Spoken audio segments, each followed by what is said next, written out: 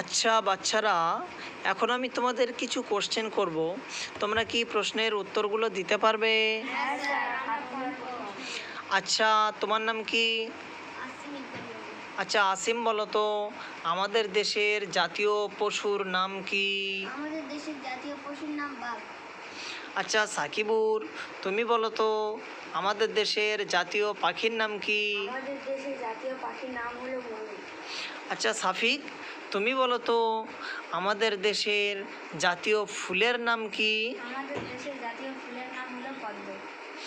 খুব ভালো। আচ্ছা বানি, তুমি বলো তো আমাদের দেশের জাতীয় ফলের নাম কি?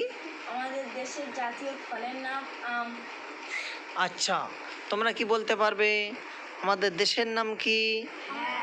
আমাদের সবাই একসাথে বলো দেখি। আমাদের দেশের নাম ভারতবর্ষ।